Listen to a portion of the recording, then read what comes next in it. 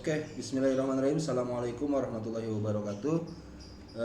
Terima kasih kepada kelompok 5 yang akan membahas tentang administrasi pengelolaan umroh di Indonesia. Telah hadir untuk bisa mempresentasikan mungkin sedikit banyak tentang bagaimana secara kebijakan ataupun mungkin secara tata kelola pengelolaan umroh khususnya di Indonesia. Di sini sudah ada 4 presenter, ada Farhan, ada Ginda, ada Helvia dan Neng Ega. Seperti biasa, kami atau saya di sini sebagai dosen administrasi lembaga Islam di Indonesia mempersilahkan dulu teman-teman semua di kelompok 5 untuk presentasi. Lalu selanjutnya nanti akan ada sesi diskusi atau sesi tanya jawab antara saya dengan kelompok 5, dan selanjutnya nanti saya akan memberikan closing statement atau tambahan materi agar bisa memberikan sedikit kesimpulan. Baik, saya persilahkan kepada kelompok 5 untuk mulai melakukan presentasi. Mangga, silakan moderatornya siapa? Saya, Pak. Baik, Bapak. Terima kasih. Bismillahirrahmanirrahim. Assalamualaikum warahmatullahi wabarakatuh. Pertama-tama, mari kita panjatkan puji serta syukur atas kehadirat Allah Subhanahu wa Ta'ala karena telah diberikan rahmat kesehatan sehingga kita bisa melaksanakan kembali diskusi yang mana akan disampaikan oleh kami selaku kelompok 5. Perkenalkan, nama saya Farhan Anwar Sidik yang akan menjadi moderator pada diskusi kali ini. Tentunya saya tidak sendiri, melainkan bersama rekan-rekan saya. Ada Gina Gimnastarina, ada Helvia Agustina, dan ada Neng Ega Sagita. Di sini kami kelompok 5 akan menyampaikan materi mengenai administrasi pengelolaan umroh. Nah, baik semuanya langsung saja kita mulai ke pembahasan yang pertama yang akan disampaikan oleh Saudari Neng Ega Sagita. Kepada Saudari Neng Ega dipersilahkan. Baik, terima kasih kepada moderator. Nah, di materi yang pertama ini kita akan membahas mengenai konsep dasar umroh, pengertian umroh. Baik, pengertian umroh itu dapat dilihat baik secara bahasa, secara istilah, dan juga secara terminologi syar'i dan fikih. Nah, secara bahasa, dalam bahasa Arab, umroh itu berarti kunjungan atau ziarah. Umroh juga dapat berarti disengaja atau menyemarakkan.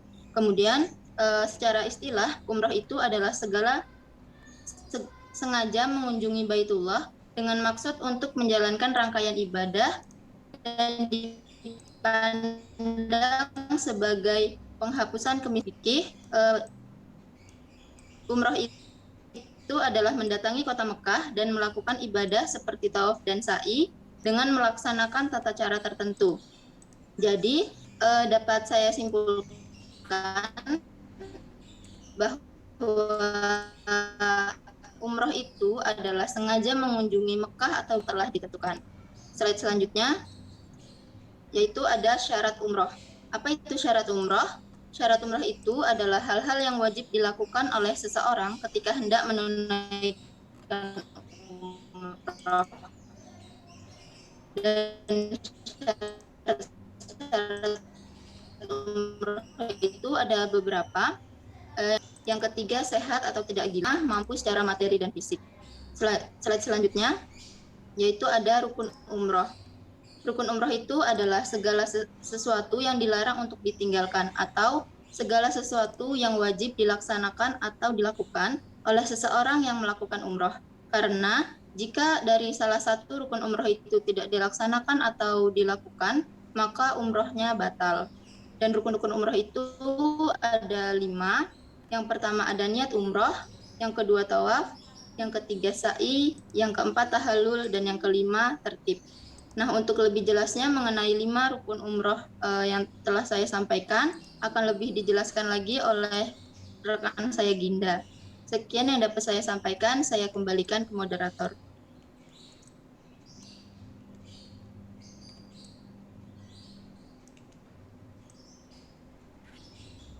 Baik, terima kasih pada Saudari Neng Ega yang telah memaparkan materinya. Materi selanjutnya akan disampaikan oleh Saudari Ginda. Kepada Saudari Ginda dipersilakan. Baik, sebelumnya terima kasih kepada moderator yang telah memberikan saya kesempatan. Materi selanjutnya terkait tata cara umrohnya.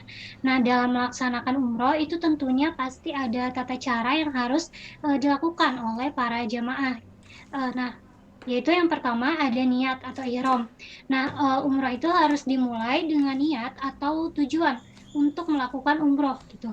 Nah, dalam ihram ini haram dilakukannya mahzuratul ihram atau penolakan ihram seperti misalnya menjahit pakaian atau menutup wajah atau memakai wangian itu tuh dilarang dalam ihram ini. Nah, saat ihram ini ketika di dalam perjalanan Masjidil Haram itu disunahkan untuk membaca kalimat talbiyah. Lalu yang kedua itu ada tawaf di Ka'bah. Nah, tawaf di Ka'bah ini sebanyak 7 kali, dimulai dari Hajar Aswad dan berakhir juga di Hajar Aswad. Nah, saat melakukan tawaf juga dianjurkan untuk melihat ke arah Ka'bah sambil berdoa. Nah, setelah menyelesaikan tawaf, itu disunahkan untuk berdoa di belakang makam Nabi Ibrahim. Lalu pada saat itu bisa meminum air zam-zam di tempat yang sudah diberikan. Lalu yang ketiga sa'i. Nah, sa'i ini adalah berjalan kaki di antara Bukit Sofa ke Bukit Marwah sebanyak 7 putaran. Lalu yang keempat itu ada tahallul atau mencukur rambut. Nah, bagi laki-laki itu diperbolehkan mencukur sebagian atau seluruh rambutnya. Nah, sedangkan untuk perempuan itu cukup menggunting sampai 1 jari saja. Lalu yang kelima itu ada tertib. Nah, tertib di sini maksudnya adalah berurutan. Nah, jadi tata cara umroh itu harus dilakukan secara berurutan gitu. Tidak boleh diacak sekalipun dalam kondisi apapun. Lalu selanjutnya ada macam-macam umroh. Nah, jadi umroh ini terbagi ke dalam 2 macam. Yang pertama yaitu ada umroh mufrodah.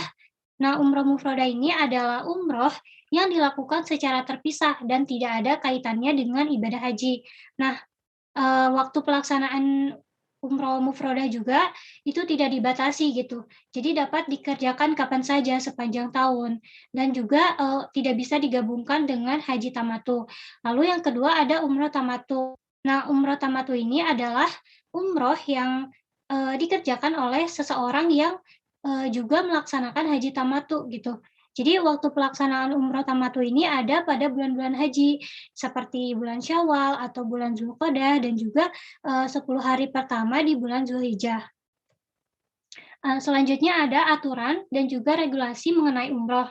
Nah, tentunya dalam melaksanakan ibadah umroh itu ada aturan atau regulasi yang telah ditentukan dan juga harus dipatuhi oleh para jemaah umroh. Nah, arti aturan sendiri yaitu merupakan suatu kaidah atau ketentuan yang telah dibuat untuk mengatur segala sesuatu. Nah, sebagai institusi yang berada di bawah naungan pemerintah, Menteri Agama itu tentunya memiliki tanggung jawab gitu atas kenyamanan dan juga keamanan dalam melaksanakan ibadah. Salah satunya adalah umroh ini. Nah, Menteri Agama juga telah mengeluarkan Peraturan Menteri Agama Nomor 8 Tahun 2018 tentang penyelenggaraan perjalanan ibadah umroh. Nah, aturannya ini yaitu yang pertama itu terkait penyelenggaraan perjalanan ibadah umroh. Nah, penyelenggaraan perjalanan ibadah umroh ini dapat dilakukan oleh pemerintah atau juga Biro Perjalanan Wisata yang sebelumnya memang telah ditentukan oleh menteri. Lalu yang kedua, penyelenggaraan perjalanan ibadah umroh yang dilakukan oleh Biro Perjalanan itu harus mendapatkan izin operasional gitu sebagai PPIU. Nah, untuk mendapatkan izin operasional ini tentunya memiliki beberapa persyaratan gitu, yaitu yang pertama itu harus harus pemegang akte perusahaan gitu, dan juga harus warga negara Indonesia yang beragama Islam dan juga bukan pemegang PPIU lain. Lalu yang kedua juga harus mempunyai struktur manajemen bisnis, lalu juga harus mempunyai izin usaha biro perjalanan yang sudah berjalan minimal 2 tahun. Kemudian harus mempunyai akte notaris pendirian perseroan terbatas sebagai biro perjalanan yang memang telah disahkan oleh HAM dan juga Kementerian Hukum. Lalu kemudian harus mempunyai surat keterangan alamat yang masih berlaku dari perusahaan pemerintah daerah.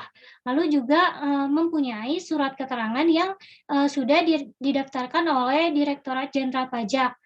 Lalu kemudian harus mempunyai laporan keuangan perusahaan yang stabil minimal selama 2 tahun. Kemudian harus mempunyai surat rekomendasi asli dari pemerintah. Lalu juga harus memberikan jaminan berupa penjaminan sebagai biro perjalanan wisata yang dikeluarkan oleh Bank Syariah atau Bank Umum Nasional. Lalu aturan yang selanjutnya mengenai registrasi dan juga layanan. Nah, untuk aturan registrasi dan layanan ini yang pertama para jamaah yang akan berangkat umroh itu pertama-tama harus mendaftar dulu ke PPIU. Nah, lalu kemudian PPIU itu menyetujui keanggotaan berjamaah sesuai dengan paket layanan yang dipesan. Lalu PPIU juga harus memberitahukannya ke Direktur Jenderal.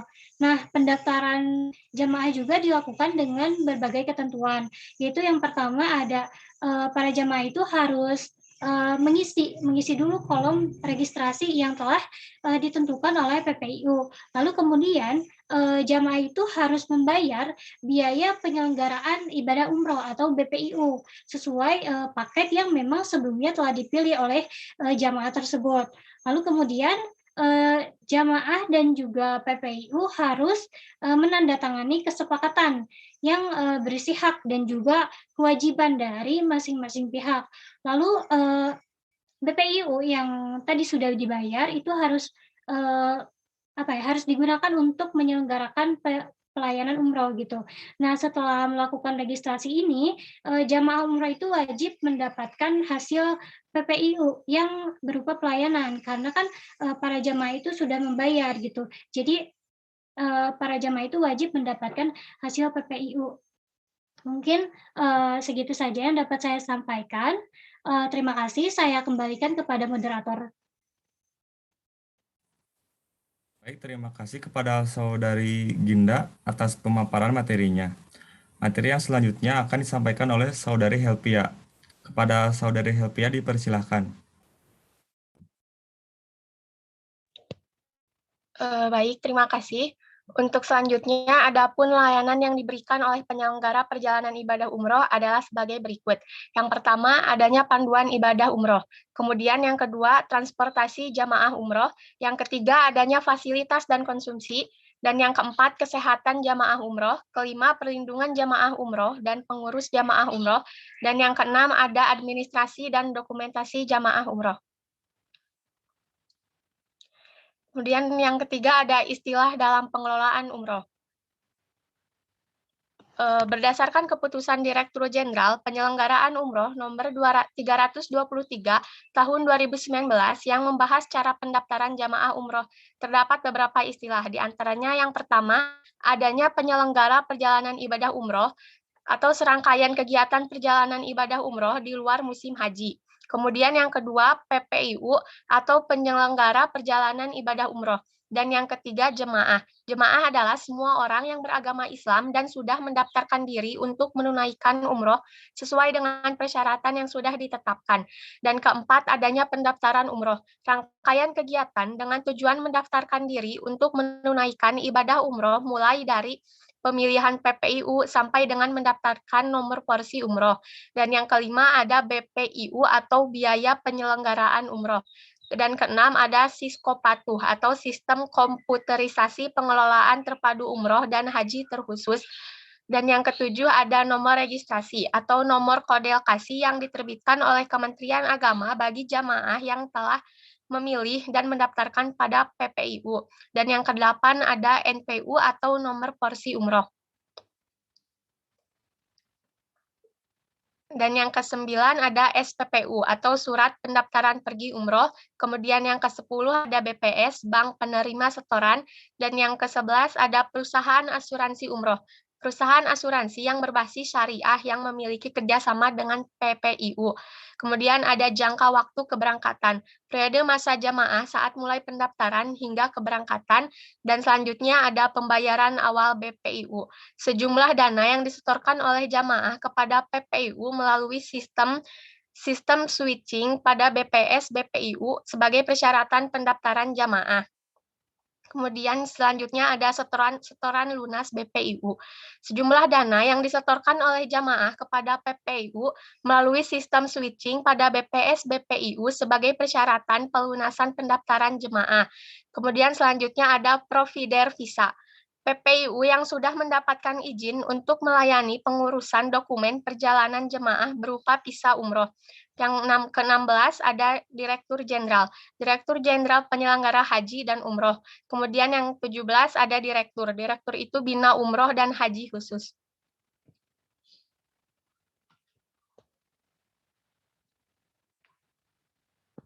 Boleh di next. Untuk selanjutnya ada Badan Pengelolaan Umroh. Berdasarkan Kementerian Hukum dan HAM tanggal 17 Oktober 2014 tentang Badan Pengelolaan Keuangan Haji atau BPKH adalah lembaga yang melakukan pengelolaan keuangan haji, tentunya dengan begitu juga termasuk ke dalam pengelolaan umroh. Kemudian yang kedua, menurut Undang-Undang Nomor 34 Tahun 2014 menjelaskan mengenai pengelolaan keuangan haji. Badan Pengelola Keuangan Haji adalah badan hukum publik yang bersifat mandiri dan bertanggung jawab kepada Presiden, tentunya melalui perantara menteri.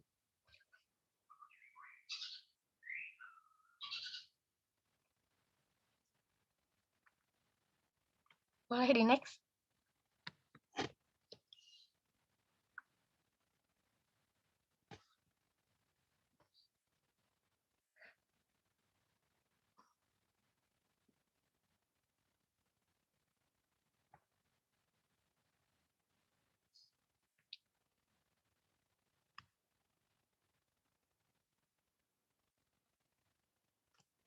Yang nomor 3-nya. Nah, yang nomor 3 ada BPKH, atau mempunyai sebuah susunan organisasi yang di dalamnya terdiri dari Dewan Pengawas dan Badan Pelaksana. Kemudian yang nomor 4-nya ada Badan Pengelola Keuangan Haji yang mempunyai fungsi dan tugas dalam pengelolaan keuangan haji atau umroh yang dimulai dari perencanaan, pelaksanaan, pengadilan, dan pengawasan, serta pelaporan dan pertanggungjawaban pelaksanaan, penerimaan, pengembangan, dan pengeluaran keuangan haji atau umroh.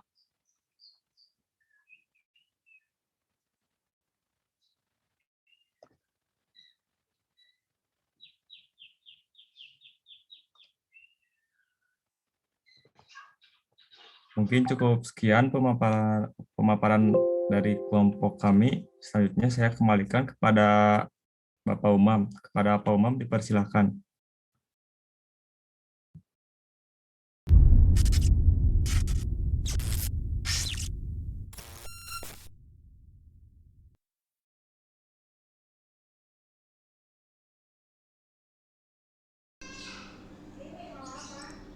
Oke, terima kasih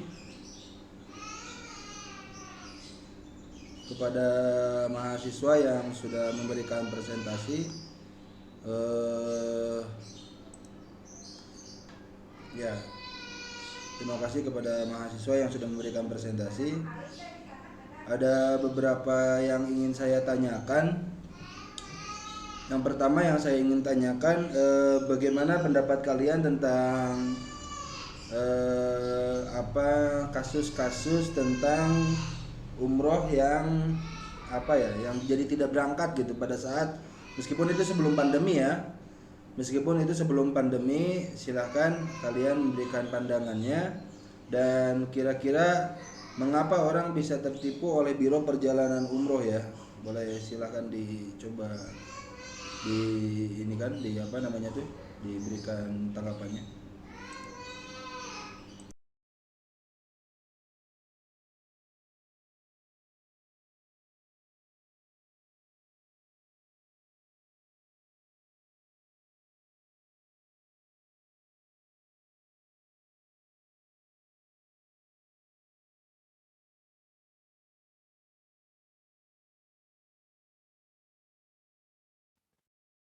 Saya Pak, izin masuk.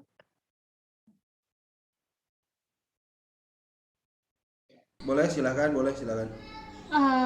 Mungkin kalau menurut saya, untuk kasus umrah yang tidak berangkat itu mungkin, para jamaahnya itu tidak ini Pak, tidak mengetahui, seluk-beluk dari travel umrohnya tersebut, Pak. Mungkin, harusnya kan para jamaah itu harus, apa ya, harus tahu dulu gitu, travel umroh itu tuh, apakah benar atau apakah baik atau tidak gitu, Pak.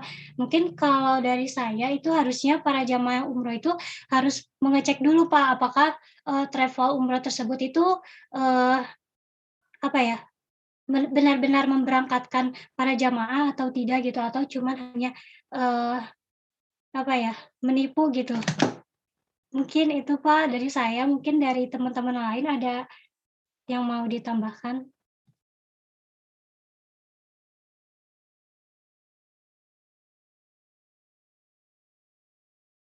Ya, silakan yang lain mungkin.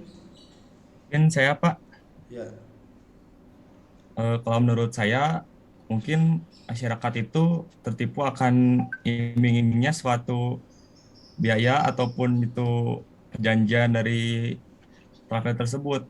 Nah, mungkin karena orang-orang yang kurang pengetahuannya tentang travel, ya mereka langsung percaya saja gitu dan tidak memikirkan seluk-beluk dari travel tersebut seperti yang Gina tadi jelaskan.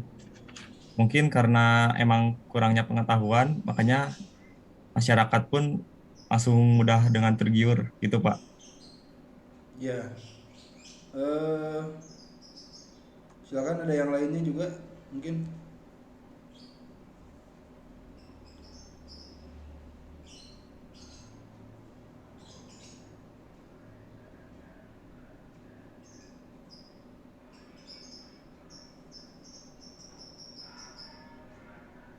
Silakan ada yang coba. Saya mungkin Pak mau mencoba.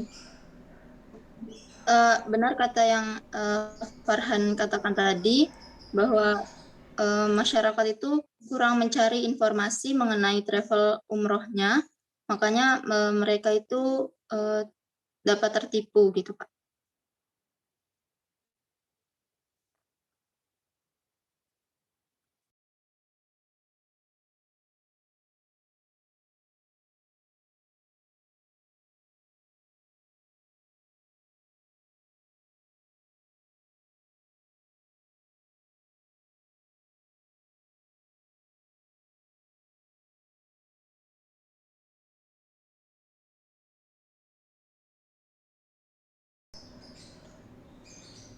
Ya, pertanyaan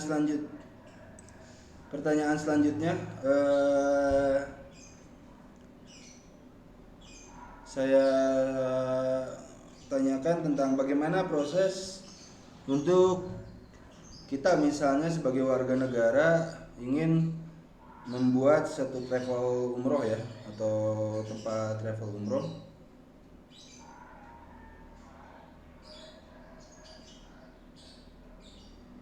Silahkan kalau misalnya ini, jadi ini kan tadi kan kayak model salah satu jawaban yang barusan tentang travel umroh itu dilakukan pada saat apa, kenapa salah satunya orang banyak tertipu itu karena ada beberapa list atau beberapa travel umroh yang fiktif ya, yang tidak ada ya. Ini saya tanyakan bagaimana kita sebagai warga negara itu ingin membuat travel umroh yang legal gitu.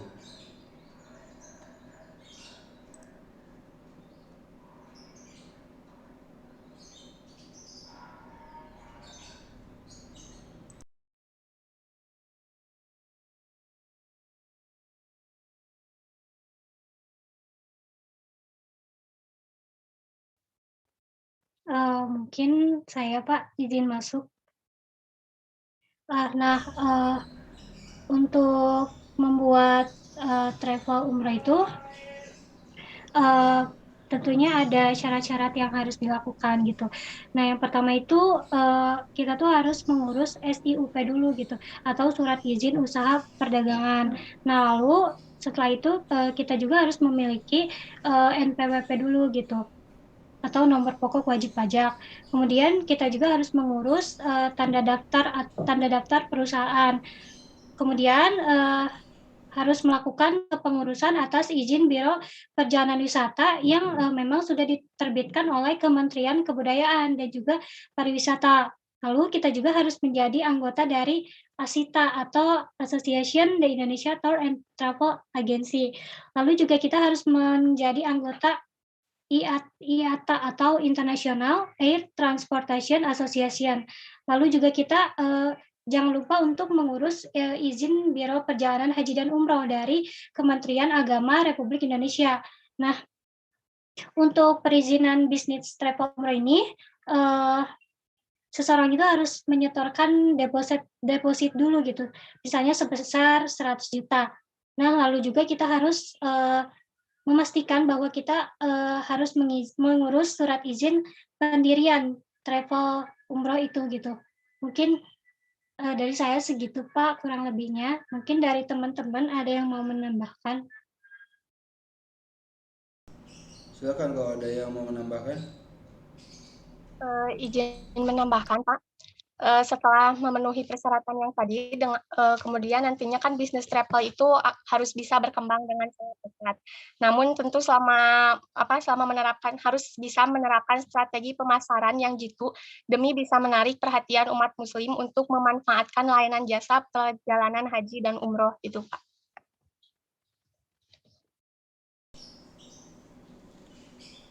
Oke, cukup atau ada yang menambahkan lagi? Ya, pertanyaan yang lain, ini kan sebetulnya umroh ini menjadi salah satu fiskalnya Indonesia ya. Jadi salah satu pemenuhan fiskal di Indonesia ataupun pemenuhan pendapatan di Saudi Arabia di sana. Nah, yang jadi pertanyaan buat saya sih sebetulnya gini. Kalau kita mau pergi ke Vatikan, ya kalau kita mau pergi ke Vatikan atau kita mau pergi ke India atau mungkin ke Sungai Gangga ya, atau mungkin ke Tiongkok, itu yang mengurusi visanya itu adalah Kementerian Luar Negeri, dan tidak ada urusannya dengan Kementerian Agama. Nah, yang saya tanyakan, mengapa atau kenapa di Indonesia ini pada saat umroh itu yang mengurusi perizinan dan yang lain-lain travelnya itu harus ada Kementerian Agama? Apakah memang ini sesuai dengan kebutuhannya atau menurut kalian ada pendapat yang lain, baiknya seperti apa? Apakah misalnya dipindahkan ke Kementerian pengurusan umroh ini ya, apakah dipindahkan ke Kementerian Pariwisata atau mungkin ke Kementerian Luar Negeri saja gitu. Jadi atau kan kalau haji kan udah ada lembaga atau badan tersendiri ya. Hanya kalau umroh ini kan tetap tidak, meskipun mungkin lintas kementerian juga berperan di sana pada saat pembuatan paspor dan yang lain-lain. Tapi ini kan untuk fiskal, untuk pengurusan lembaga umrohnya kan tetap di bawah Kementerian Agama. Nah, ini boleh kalian berikan pendapat seperti apa?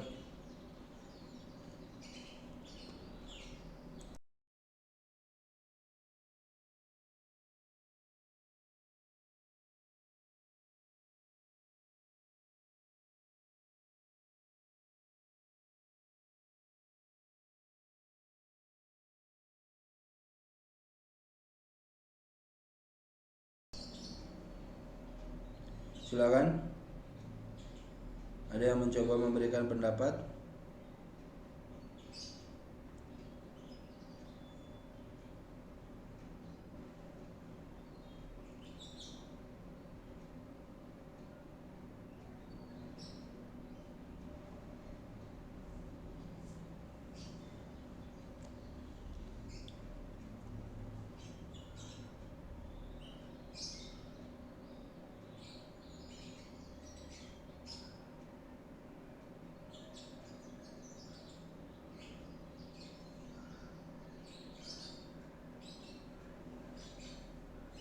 Ya,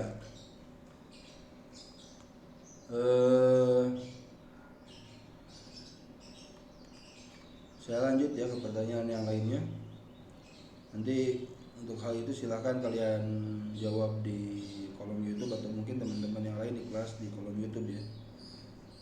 Selanjutnya, eh, menurut kalian dengan banyaknya masyarakat Indonesia yang menginginkan umroh lebih dari satu kali, ya, lebih dari satu kali, apakah itu memang baik atau seperti apa?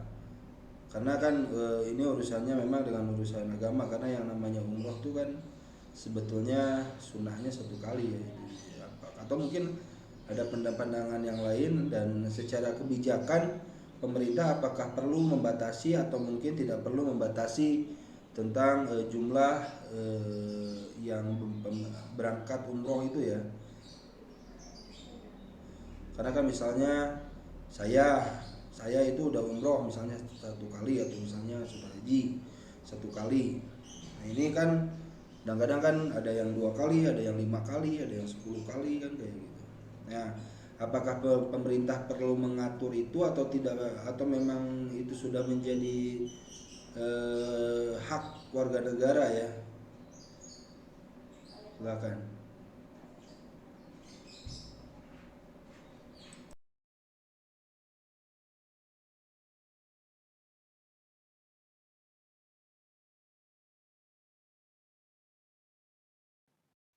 Mungkin saya Pak izin masuk. Kalau menurut saya sendiri, eee, sepengetahuan saya, kalau menurut saya itu, para jamaah atau orang-orang yang, memang ingin melakukan umroh itu bebas gitu, Pak, mau melakukan umroh berapa kali juga gitu. Karena kan Rasulullah sendiri itu melakukan umrohnya itu sebanyak, 4 kali gitu. Jadi, kita juga sebagai umat muslim gitu bebas gitu mau melaksanakan umroh berapa kali, dan pemerintah juga menurut saya tidak perlu membatasi gitu, berapa kali gitu orang harus melakukan umroh, karena kan itu sudah merupakan hak, setiap orang gitu, mau melakukan umroh berapa kali juga. Mungkin dari saya seperti itu, Pak. Dari teman-teman mungkin ada yang mau menambahkan?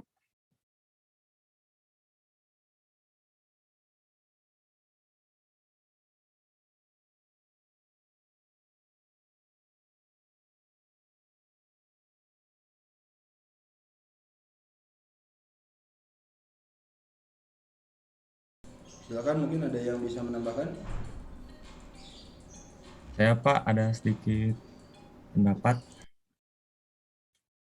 Ya, saya setuju dengan pendapat dari saudari Ginda, bahwasannya kita semua memiliki hak untuk berumroh ya, terutama mungkin lebih dari sekali, karena juga itu bisa termasuk ke dalam pendapatan dalam travel ya, dan tidak ada salahnya untuk melakukan umroh beberapa kali. Tapi mungkin harus ada kesadaran dari diri sendiri gitu Pak, karena kemungkinan akan menghabiskan kuota gitu untuk orang-orang yang ingin melakukan umroh di kemudian hari. Mungkin sekian Pak.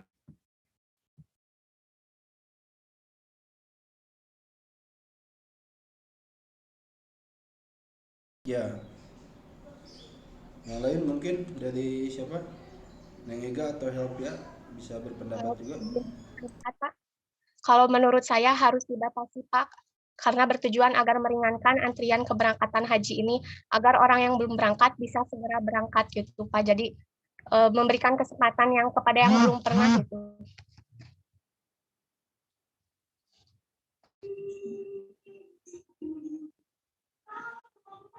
Kalau untuk umrohnya gimana? Untuk umrohnya apa perlu dibatasi atau tidak? Kalau haji mungkin ya. Menurut saya ya umroh yang harus dibatasi gitu.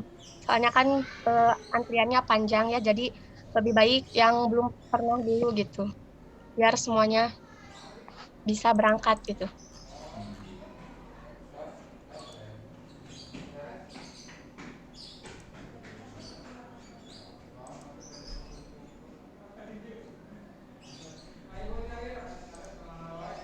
Silakan, ada yang lain? Dari Neng Ega, bagaimana Neng Ega pendapatnya? Kalau menurut saya setuju dengan Ginda, Pak.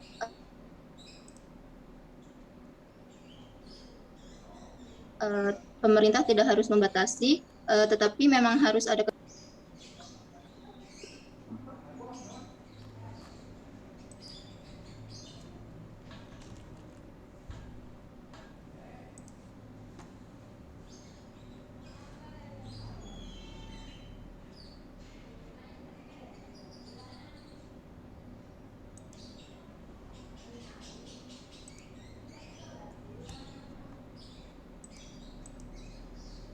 Ya, terakhir deh pertanyaan.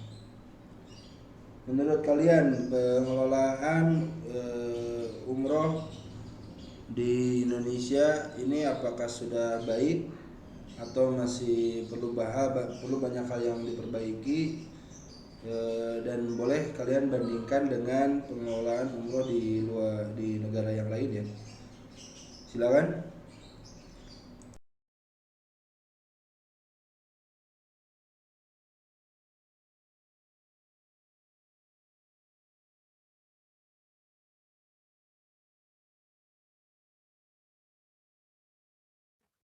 Saya mungkin Pak izin. Ya. Kalau untuk pengelolaan umroh sendiri di Indonesia itu saya pernah membaca jurnal, kalau untuk di Indonesia itu memang sudah ini Pak, sudah sesuai dengan harapan para jamaah umroh gitu. Apalagi dari segi aparaturnya gitu Pak, dari segi aparatur, saat melayani para jamaah itu sudah, disiplin gitu. Selain itu dari aspek permohonan pelayanan juga sudah cukup mudah. Nah, namun dari aspek kenyamanannya mungkin Pak, masih belum sesuai harapan karena, eee, ruangan yang diberikan oleh layanan itu, apa ya, masih terasa sempit gitu Pak, sehingga para jamaah itu kurang nyaman. Kalau untuk pengelolaan umrah di luar negeri, saya belum tahu Pak, mungkin dari teman-teman ada yang udah tahu atau ada yang ingin menambahkan?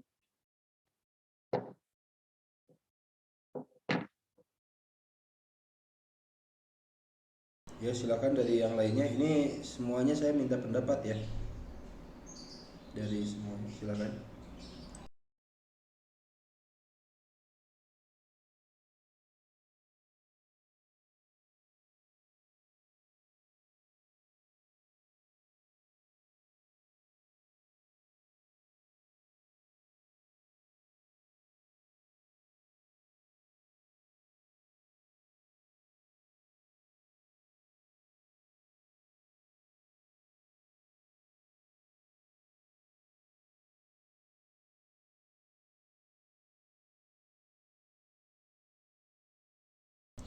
Ya yang lain dari Neng Ida, Neng siapa? Neng Ega dulu boleh?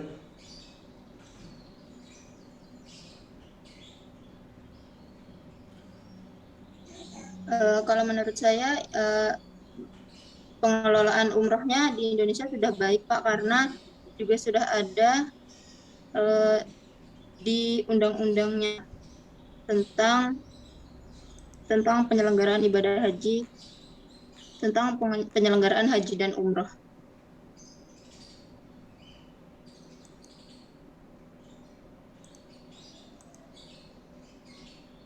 Yang lain?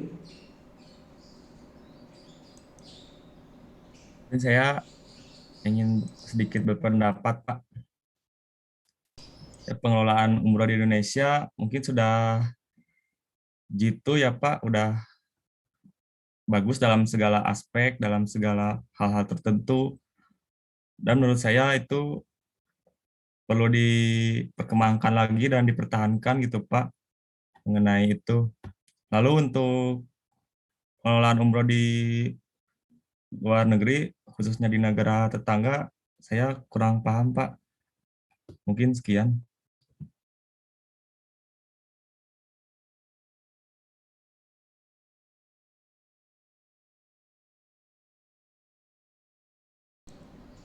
Siapa yang belum memberikan pendapat tadi? Izin masuk Pak, saya Sofia. Menurut saya setuju dengan pendapat Dinda dan teman-teman. Pengelolaan umroh di Indonesia sudah berjalan baik. Mungkin kurangnya itu di kenyamanan ya, kenyamanan waktu antriannya Pak, yang kan banyaknya peminat yang mau umroh gitu, jadi harus menunggu lama. Nah, mungkin di sana kurang efektifnya Pak. Terima kasih. Ya, jadi pada prinsipnya memang di pengelolaan umroh ini di Indonesia memang masih bersifat sebagai ibadah ritual yang memang diurusi oleh Kementerian Agama ya. Meskipun saya sih lebih mempertanyakan kenapa ibadah ritual agama yang lain tidak, mungkin perjalanan religi ya, agama yang lain kan sebetulnya tidak diurus oleh Kementerian Agama, tapi biarkan saja meskipun mereka itu minoritas, dan buat saya itu tidak adil ya. Nah, ataupun mungkin Kementerian Agama ini terlalu ikut campur juga, bisa jadi kan seperti itu untuk hal-hal yang berkaitan dengan perjalanan, karena ini kan yang namanya umroh itu kan sebetulnya wisata religi ya, wisata religi yang di sana kita ada peribadatan, tapi sekarang itu lebih banyak orang datang ke umroh itu lebih cenderung berpikir untuk bukan ibadahnya yang didahulukan, tapi gengsinya. Nah ini tentu menjadi hal yang pemerintah bisa ikut campur atau tidak di dalam hal itu. Terus untuk pengelolaan umroh di Indonesia sebetulnya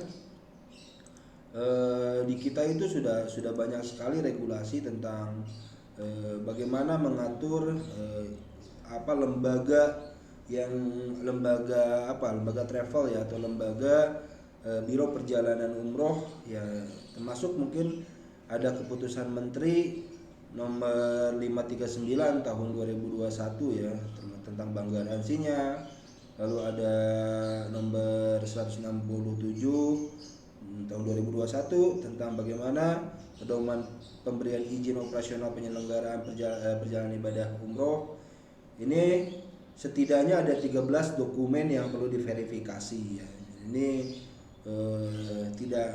Ini menandakan bahwa sebetulnya pemerintah sudah aware dengan bagaimana memberantas lembaga-lembaga atau biro-biro perjalanan yang bersifat fiktif ya. Terus selanjutnya ada kaitannya juga dengan masalah umroh itu, berkaitan dengan bagaimana ketika kita misalnya melakukan umroh tapi dengan metode kredit gitu ya, atau misalnya meminjam uang, bahkan meminjam uangnya pun dengan riba misalnya kan kayak gitu. Lalu kadang-kadang kita harus menjual sesuatu yang tidak sebetulnya itu lebih penting, lalu dilakukan untuk atau dibayarkan untuk pembayaran umroh yang bersifat sunnah sebetulnya. Jadi ini karena sudah jadi tren di masyarakat untuk perjalanan umroh ini, akhirnya ini menjadi ladang pendapatan bukan hanya untuk negara Indonesia tapi untuk Saudi Arabia. Jadi salah satu ladang pendapatan Saudi Arabia itu selain minyak itu adalah bagaimana fiskal, termasuk pajak dan yang lain-lain, retribusi lah kalau misalnya di Indonesia itu istilahnya retribusi, itu dari para para orang-orang atau masyarakat Indonesia yang berpergian umroh ke sana, ke Saudi Arabia. Jadi kita tuh sebetulnya sudah banyak sekali menyumbang untuk Saudi Arabia ya, bukan Saudi Arabia yang banyak menyumbang kepada kita ya. Jadi ya kita sama-sama lah sebetulnya, dua negara ini kan sama-sama sudah saling membesarkan kayak gitu, karena kan kita sama-sama negara dengan mayoritas penduduk muslim. Tapi ini yang harus diperhatikan juga, bahwa negara Indonesia sebetulnya perlu ada posisi bergen atau daya tawar pada konteks pengelolaan umroh. Seringkali kita dihadapkan dengan biaya umroh yang begitu mahal. Jadi kalau teman-teman semua, kalau misalnya ada yang pernah umroh atau mungkin ada yang mau umroh, itu kalau misalnya kita cek harga umroh itu bisa sampai puluhan juta ya, sampai 20 sampai 40 juta. bahkan ada yang umrohnya plus gitu ya. Wah, itu banyak sekali ya. Masyarakat Indonesia datang ke Mekah, datang ke Madinah itu berlomba-lomba untuk datang ke hotel-hotel yang berbintang besar, yang berbintang tinggi ya, bintang 5, yang hotelnya itu yang paling tinggi di Mekah atau di Madinah. Nah, ini budaya menurut saya yang perlu pemerintah juga bisa ikut campur di sana sebetulnya, dalam tanda kutip bagaimana bisa melakukan bargaining atau daya tawar, memberikan fasilitas kepada jamaah umroh kita lebih baik kepada pemerintah Arab Saudi. Karena seringkali orang-orang yang, apalagi orang-orang daerah ya, orang-orang daerah misalnya yang tidak pernah tahu tentang bagaimana bepergian ke luar negeri, lalu tiba-tiba datang ke Saudi Arabia, mereka begitu khusyuk dalam beribadah dan yang lain-lain ya. Tapi di sisi lain saya sendiri pernah melihat bahwa kita itu kesannya itu datang ke sana, datang ke Saudi Arabia itu bukan sebagai orang yang diperlakukan atau masyarakat yang diperlakukan begitu baik ya, disambut begitu baik. Jadi kadang-kadang seringkali dimarahi oleh askar atau misalnya polisi di Saudi Arabia. Nah, ini juga kan kasihan ya, kadang-kadang warga Indonesia di sana tuh padahal kita itu udah memberikan devisa untuk negara mereka juga, tapi kadang-kadang kita dianggap kelas 2 oleh warga Saudi Arabia. Nah, ini tentu menjadi perhatian pemerintah, harusnya menjadi perhatian pemerintah bahwa kita itu tetap ada posisi daya tawar atau bargain kepada luar negeri ya, termasuk kepada Saudi Arabia yang memang banyak mendapatkan manfaat dari negara Indonesia dari perjalanan haji ataupun umroh. Itu saja mungkin yang ingin saya sampaikan. Mohon nanti silahkan kelas 3B ini bisa berdiskusi lebih detail atau bisa berdiskusi di kolom YouTube untuk lebih lanjutnya. Terima kasih kepada kelompok 5 yang sudah memberikan penjelasan. Adapun kekurangan penjelasan dan yang lain-lain tadi, pertanyaan yang belum bisa dijawab atau mungkin merasa belum sempurna, kalian bisa tambahkan juga di kolom komentar agar saya bisa memperbaiki semua. Terima kasih. Akhirul kalam. Assalamualaikum warahmatullahi wabarakatuh. Waalaikumsalam warahmatullahi wabarakatuh. Terima kasih Pak. Waalaikumsalam warahmatullahi wabarakatuh.